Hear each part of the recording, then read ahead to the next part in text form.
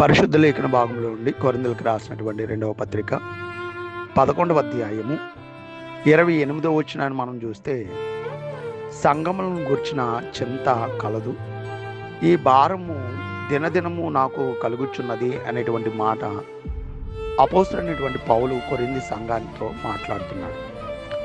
ప్రియులారా, రక్షించబడినటువంటి వారు ఎవరైతే ఉన్నారో, రక్షణ పొందుకుని సంఘములో క్రీస్తు శరీరములో అవయవాలుగా ఎవరైతే చేర్చబడ్డారో, చేర్చబడిన వారందరూ కూడా క్రీస్తు శరీరమును గూర్చి ప్రతి ఒక్కరు కూడా ఏమై ఉండాలంటే చింత కలిగిన వారుగా ఉండాలి. ఆ శరీరాన్ని ఎలా అభివృద్ధిపరచాలి, ఆ శరీరాన్ని ఎలా కాపాడాలి, ఆ శరీరాన్ని ఎలా పరలోక రాజ్యానికి నడిపించాలి అనేటువంటి విషయంలో ఆ దినదినము ఆ భారము నాకు కలుగుచున్నది అని మాట్లాడుతున్నాడు. ఆయనకే కాదు, మనకు కూడా ఎలా ఉండాలంటే, క్రీస్తు శరీరంలో అవయవాలుగా చేర్చబడిన మనము కూడా దినదినము సంఘమును గురించినటువంటి చింత మనకి కలుగుతూ ఉండాలి.